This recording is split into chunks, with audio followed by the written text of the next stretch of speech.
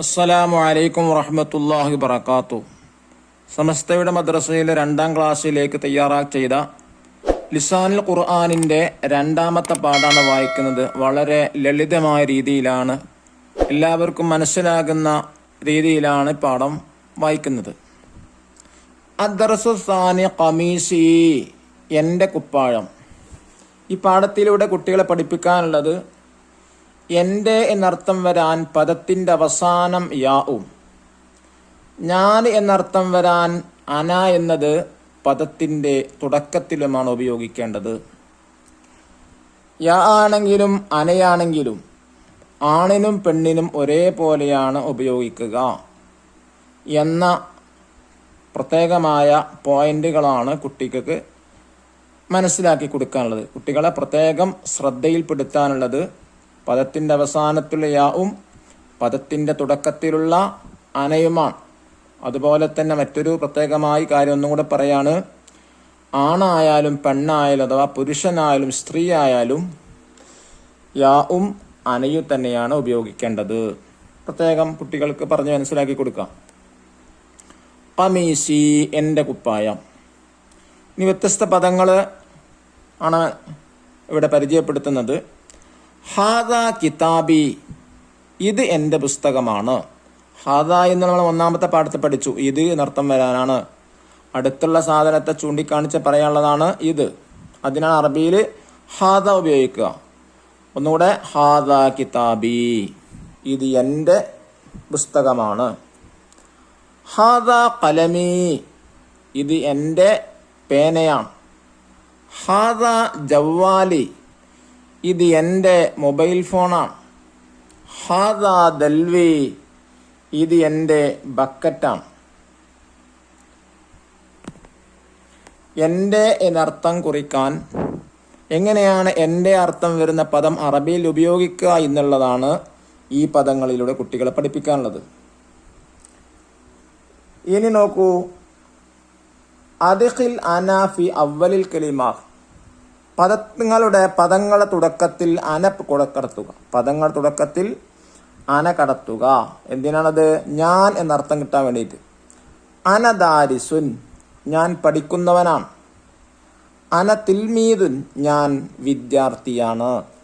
ഇവിടെ അന എന്നാണ് ഞാൻ എന്നർത്ഥം കിട്ടാൻ ഉപയോഗിക്കേണ്ടത്. ഇവിടെ ഉപയോഗിക്കേണ്ടത് പദത്തിൻ്റെ തുടക്കത്തിലാണ് ഉപയോഗിക്കേണ്ടത്. ഇത് നമുക്കിവിടെ പൂരിപ്പിക്കാം. അന ദാരിസുൻ, അന തിൽമീദുൻ. അദ്ഖിൽ യാ ഫി ആഖിറിൽ കലിമാത്തി, കലിമത്തിൻ്റെ തുടക്കത്തിൽ പദങ്ങളുടെ അവസാനത്തിൽ യാ പ്രവേശിപ്പിക്കുക. ഇവിടെ ഗ്രീൻ കളറിൽ കൊടുത്ത യാ അവസാനം കൊടുക്കാം. കിതാബി, എൻ്റെ പുസ്തകം. ഖലമി, എൻ്റെ പേന. ഖമീസി, എൻ്റെ കുപ്പായം. നാലി, എൻ്റെ ചെരിപ്പ്. ഇനി 2ാമത്തെ പേജ് നോക്കൂ.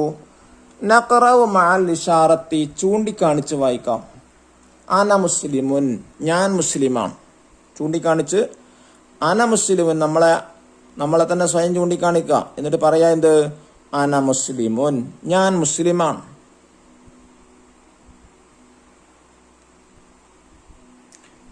പെണ്ണാണെങ്കിലോ എന്ത് പറയണം? അന മുസ്ലിമത്തുൻ, ഞാൻ മുസ്ലിം സ്ത്രീയാണ്.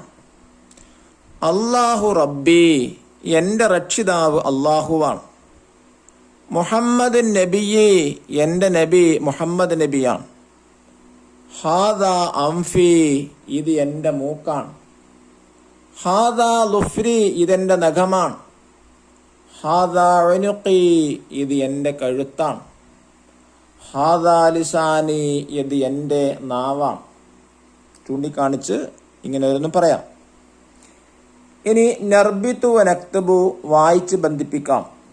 ഹാദ ലുഫ്രി, ഓരോ പദത്തോടും ഹാദ ചേർത്ത് കൊടുക്കുക. ഇത് എന്നർത്ഥം വരുന്ന ഹാദ ചേർത്ത് കൊടുത്ത് വായിക്കുക. എന്നിട്ട് തന്നെ അപ്പുറത്ത് ആ കോളങ്ങളിൽ അതിൻ്റെ അർത്ഥങ്ങൾ എഴുതുക. ഹാദ ലുഫ്രി, ഇത് എൻ്റെ നഖമാണ്. ഹാദ റഅ്സി, ഇത് എൻ്റെ തലയാണ്. ഹാദ മിന്ദീലി, ഇത് എൻ്റെ ടവലാണ്. ഹാദ അംഫി, ഇത് എൻ്റെ മൂക്കാണ്. ഹാദാ ഇസാരി, ഇത് എൻ്റെ മുണ്ടാണ്. ഒന്നും കൂടെ ഓർമ്മിപ്പിക്കാണ്, ഈ പാഠത്തിൽ പ്രത്യേകമായി കുട്ടികളെ പഠിപ്പിക്കാനുള്ളത് 2-3 പോയിന്റ്സുകളാണ്. ഒന്ന്, എൻ്റെ എന്നർത്ഥം വരുന്ന യാ പദത്തിൻ്റെ അവസാനത്തിലാണ് കൊടുക്കേണ്ടത്. രണ്ടാമത്, ഞാൻ എന്നർത്ഥം വരുന്ന അന പദത്തിൻ്റെ തുടക്കത്തിലാണ് കൊടുക്കേണ്ടത്. മൂന്നാമത്തത്, പുരുഷനായാലും സ്ത്രീ ആയാലും യാവും അനയും തന്നെയാണ് ഉപയോഗിക്കേണ്ടത്. അല്ലാഹു തആല നമ്മളെ കുട്ടികൾക്ക് നല്ല ബുദ്ധിയും ഓർമ്മശക്തിയും പ്രദാനം ചെയ്യട്ടെ. അസ്സലാമു അലൈക്കും വറഹ്മത്തുള്ളാഹി വബറകാതുഹു.